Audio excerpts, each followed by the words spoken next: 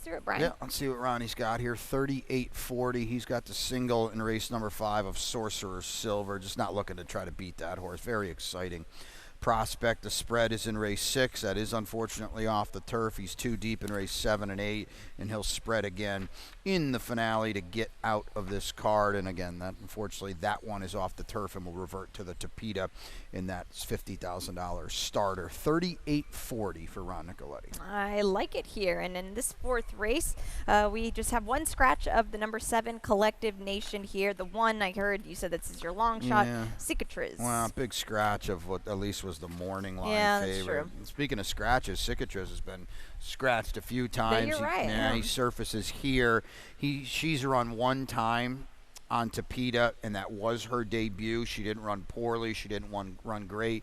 Basically split the field. I'm hoping she's just a little better horse now, and she's also going to have Lasix today. She's had it for her last 2 starts, but they were on the main track. Right. First time on Tapeta with Lasix, and I kind of think that was her best run too, Samantha. So hopefully Renzo Rojas can work something out from down in here. She should offer value, though. Obviously, if you're going to lose a 5-2 morning line, everybody's coming down. So. Yeah, absolutely. And the post is just what kind of is unfortunate for her. But, yeah, the daughter Bouchero, who's only been on the Tapeta once, so watch out today. I'm taking a shot with the 2 in the breeze here. Blinkers go on today for Mike Yates. Mike Yates doesn't run a lot of horses on the Tapeta. He's just such a prolific dirt sprint trainer. So there's not a lot of times where you see him running horses on the Tapeta, or even entering horses on the Tapeta for that matter. But look at the work. I know they're always fast, but that was a pretty sharp breeze. I would have to imagine it's with the blinkers on, and he showed some speed on debut. Yeah, so this horse is probably going. There's other speed in here, Right. but you're right. I mean, he legged up on the Tapeta. It's a good sign. Mike, he's 2 for 40 on Tapeta. That's like impossible to believe. But as Samantha said too, it's that's not necessarily the program. He gets these Shady Brook homebreds and Stonehenge homebreds and things like that. They're built for the dirt, and then Tapeta is the old kind of fallback option. It's like Todd Pletcher's 10% on the dirt. Well, he's one of the greatest trainers ever. He just doesn't have on the turf. Excuse me, he doesn't have a lot of turf horses. Exactly. Yeah. So that's why the statistics are low, and that's probably a little bit what's going on here with Mike. Horse showed speed, like you said, on debut. Maybe lasts a little bit longer now. Maybe cuts back and adds the blinkers. Yeah. The 6 long gone, Sally. Is she long gone here? I don't know. This happened yesterday now, where a horse had a bad race, and if you want to just draw a line through it, the horse figured. Well, people didn't draw a line through it. She paid $54 yesterday. I know, yeah. Long Gone Sally kind of sort of lays over this field with her 2 races, 2 and 3 back. Now, last time, dwelt at the start. If you want to draw a line through it, this race clearly goes through her. Yeah, it does. She did not. She kind of just like bucked up too. It wasn't a good shot at all. Fair. Yeah, exactly. Yeah, but we'll see. It's a very compelling race to start the pick 6. Race 5. These are state breds, optional claimers, 6 furlongs on the main track. Could be a co-feature today on the card here. It starts the late pick 5. We'll take a look at my ticket before we get into this race. And I've got a $48 play, and I've got some horses that I'm hinging on, Brian. I'm starting off with a single, as I'm sure a lot are. Race number 6, I've got the 8 on top. That is Brenna. Race number 7, I'm throwing a dart at it. There's maybe one horse I would leave out, and with this ticket here, I'm gambling. I'm not handicapping. I'm gambling in this ticket here because I think my singles are what are going to get me home. The race 8, I'm going to just single into Pleasure and move on. And in the finale today, Brian, I have the 5, Talbingo on top with Joel Rosario taking the call now. $48 is the play in this 5th race, Brian. Sorcerer Silver, man, he was so good on debut. We'll look at the replay and I'll let you take it away. Yeah, just an absolute gallop around here. He wasn't even favored, actually. He's a beast. He just laughed at him, and what a performance for Dale Romans and West Point. They paid $130 for this Good Magic, which kind of looks like a bargain right now. Yeah. And, good buddy Tommy Bellhouse, who's part of West Point, said, this race was here. This is a horse that, this is a horse that's supposed to run in stakes down the road, but they had this race in front of them, and instead of maybe throwing him to the wolves a little bit, they opted here, and he's 3 to 5 on the morning line, And this is a springboard to what should be a stakes next out. And, you know, that's not going to hurt any either. No, oh my gosh, 40% second start on the dirt and a maiden win. Oh, that's really impressive to me. This horse here, I didn't think he was the most athletic, and he kind of has those shorter legs, but he uses his body to his advantage. He's like he's so quick, and he quickened more down the lane that race. Yeah, he really did. And, you know, he would be even money or odds on anyway, but there's nothing in here that is supposed to remotely concern him at all. I know. I was going to say, if there's somebody who can upset, who is it to you? Well, I put your buddy Lawler in second because here's what could happen in this race. There's a lot of horses like a Mr. Tyson, like an Aerostar, like a Sneaky. They want to be involved early. I don't see that ending well for them. Yeah. And Lawler can lay back and make a little run, and maybe he spices up your exacta a little bit. Mr. Tyson is the obvious logical upsetter, if there is. Right. His dirt race was just horrific. I mean, it was his debut. I get it. You know, he broke out. You see it. Wide draw and all. He's a better horse now. But yikes, that was not good at all. Yeah, and he was all out to win too. So this is a good comeback spot if nothing else. Race 6, we are off the grass on the Tapeta at 1 mile and 70 yards to kick off the late pick 4. We'll take a look at Brian's ticket. Yeah, I left this in, especially with a scratch here. So I just kind of said everything will stick around here, and it is a $12 late pick 4. There's a scratch in the last race that knocked it down a little bit. We're going to go 3 deep here. No ticket? Okay, race number 7, I've got the 4 on top. That is Beautiful Crazy. Race 8, I'm down on the inside. Into Pleasure looks like a nice one for Brian Lynch. And then in the finale, 4 deep in there. That was a scratch. I lost my top pick, and that was Goes the Clown. So I'll scratch into Talbingo, who moves way up with the Tapeta now. Talbingo probably a stiff favorite in there. Yeah, absolutely. Now, this 6th race, like I mentioned, it's a $35,000 claiming event off the grass on the Tapeta at 1 mile and 70 yards. The 5 Designer Bag is out. Designer Bag does not want to play on the Tapeta here. And the 7 for you, Les Touches. Yeah, and I know her Tapeta races haven't been great, and it was the turf race that blew her up last time. But there were a few things going on there. She finally took the proper drop. Right. Okay, she's not a maiden special weight horse. So she takes the proper drop, and she gets Lasix too. So I'm willing to be a little forgiving because the Tapeta race 2 back, she's in the parking lot. Right. Okay, no chance from there. And the races, you know, in September and August, albeit against lesser, she did run second to next out repeat winners. So I still think she's very, very viable here, even though I'll admit I wanted her on turf. Yeah, that's fair. We'll take a look at the replay of Brenna, Vino Limone, and is there one more? Shadu Kitten. Yes, Shadu Kitten. So we'll take a look at this here. I've got Brenna on top.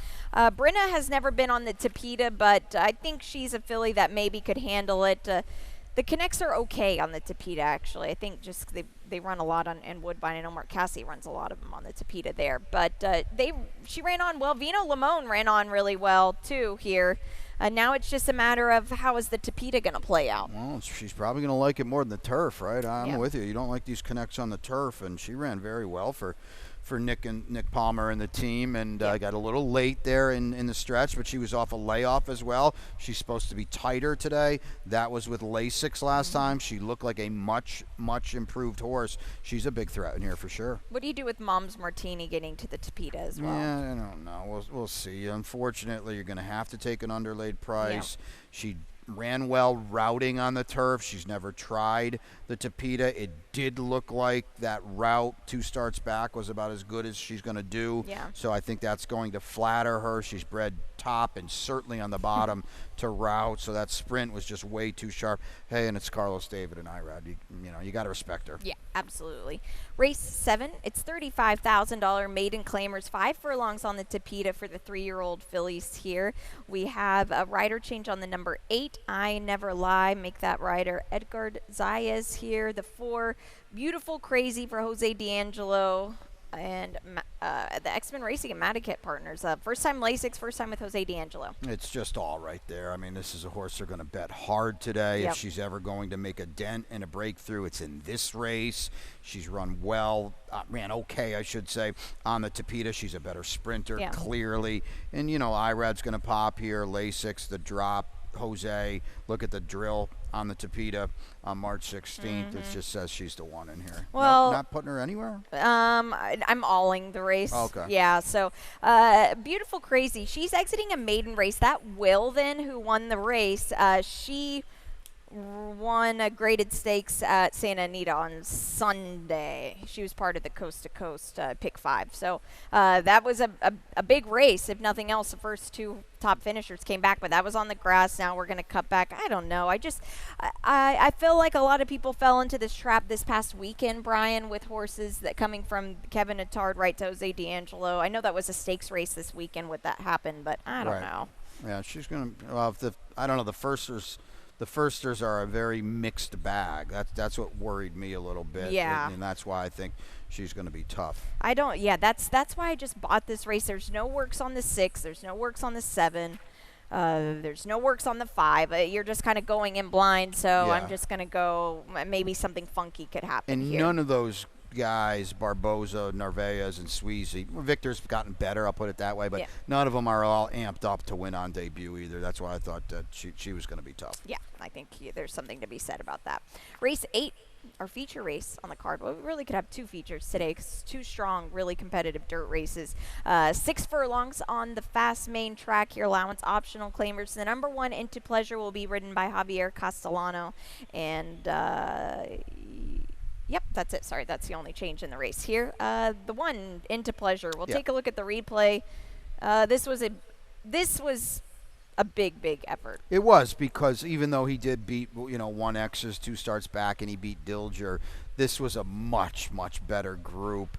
And he was very game to be third. Kamal Chip actually is the surpriser in here. Right, yeah. Speakeasy, I think the verdict is still out on him, where he's going to and how he's going to come back.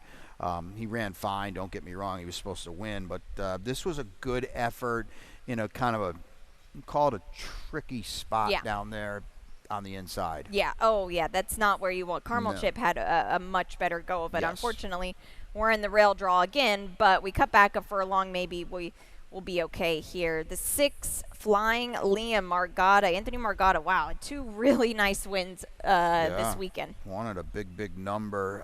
You got to pay attention to this race now, because it's going to come back for you on Saturday in the Army Mule, because Knightsbridge will go second off for Bill Mott and Godolphin, and Inveigled beat them last time. So they're both in the stakes on Saturday. Kind of has a little bit of a bounce kind of feel to him today. Yeah. Because that was a lot better than what he's done of late, but it was also a really good effort.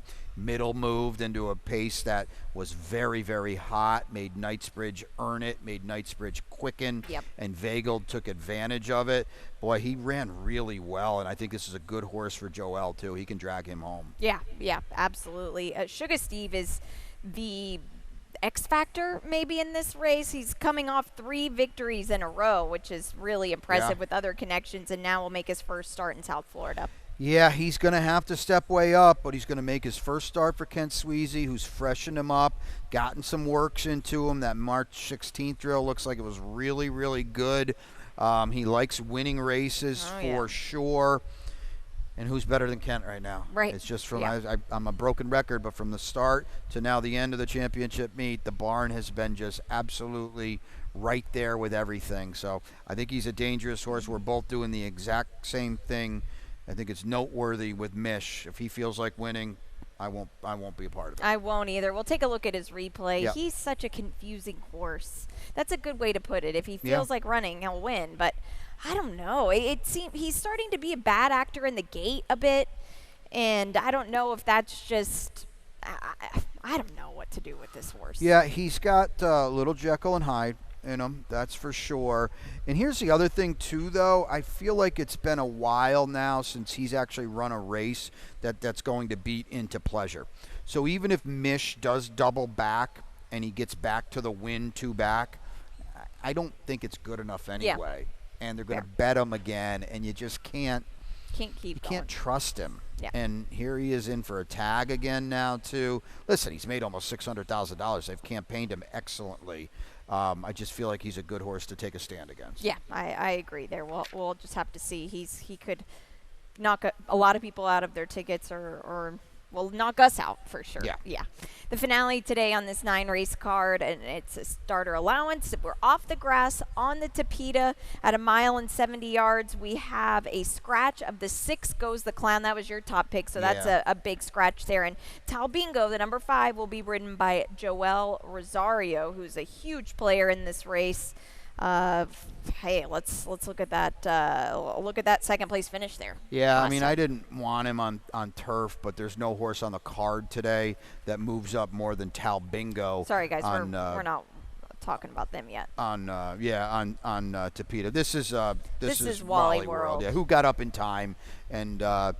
He was solid. He's going to have to do it on Tapeta, but he was up in time. First start for Safi. Yep. First start off a layoff. This was a pretty good effort here. Goes the Clown is a legitimate horse. He's out of here, but this was a good effort. It was. He'll have to show it on Tapeta. No reason to think he wouldn't. He's more than ready. He can run on it. But back to Talbingo, like we were saying, biggest move-up horse on the entire day with the races that came off the turf because he is – A, he's proven on Tapeta. B, he's still only run 3 times with a world of upside, and he can be placed anywhere. He showed a new dimension last time coming from off the Exactly. Yeah, that's what I liked the most about it is he proved that he can pass horses for 1 and 2. He doesn't need the lead. And King Doro, for whatever reason, decided to win and then won again. He's one that you never really know what you get with him, but he caught him on a really good day, and he looks like he could be tough. Yeah, and he's a very seasoned, accomplished horse, and Talbingo, didn't blink at him at all. So he'll be, I would assume, he'll be a pretty stiff favorite in here now. That's 9 races on this Thursday afternoon. We've got our lightning round coming up next here. A big weekend ahead. Just so many exciting stakes races, so many future stars that we're going to see here on Saturday, Brian. Yeah, as we talked about, 10 stakes on Saturday. 5 of them are graded, and here's the big estimated pools. That late pick 5 will be huge. The late pick 4's got $1 million estimate. The early pick 5 to kick things off at 11:30. You see it there in the AM. Will be a big one as well. The turf racing, the turf stakes are good on Saturday. I don't want to skip over them, but the kind of intermediary turf races, the optional claimers and things like that are awesome. Yeah, they're tough. 9-2 favorite kind of races, and as a bettor, as a gambler, that's exactly what we want and what we're looking for. Yeah, and the Gulfstream Park Oaks, albeit a small field, wow, it is not an easy one. And we'll take a look at 5G, who defeated Paradise City last time. Yeah, just absolutely bottomed him out here in the cash run. This was at 1 turn, but she went to Oaklawn in the Honeybee and was a real bang-up second. Yeah. And the race goes through her. Clearly goes through her. The Queen's MG for Safi and Irad is unproven at 2 turns, and that is not a worry at all for the Queen's MG. That's why she's the morning line favorite, and she's got speed too, and that's a TBA because of unfortunately Tyler Gaffleone's going to be off for a bit. Yeah, but so unfortunate, but still 5G, a very nice filly, and tickets. Yeah, get them quick. Yeah, because this, and I was gonna say I think they're almost sold out. Yeah. But I mean, just as far as the general admission and whatnot, you can still get them. So make sure come join us. It's so fun. Yeah. It's a great day of racing, to be sure. And it's, we've got the mandatory rainbow on Sunday, but this is the culmination of all the heavy lifting for the past 4 months. Yeah, that's the absolute truth, and it's so much fun, and we're happy every day we get to spend it here with you all. Your best bet. Yeah, it's Il Alchemista, and I believe what is race 3. Yeah, there we go, 34, Il Alchemista. All right, and mine's in just about 24 minutes. With not one less, and we have dueling long shots. Oh, same race? Okay. Yeah. And, well, I think that's a problem for both of us with the big scratch in there because the prices are going to come down. But I'm on the rail with Cicatras, and you might be next door, actually. I am next door. Yep, right next door to the 2 In the Breeze for Mike Yates and Jesus Rios. That's 9 of them for you today. We've got Ron Nicoletti coming out for the opener. A very fun card today to get into the Florida Derby weekend. Best of luck today and enjoy your Thursday.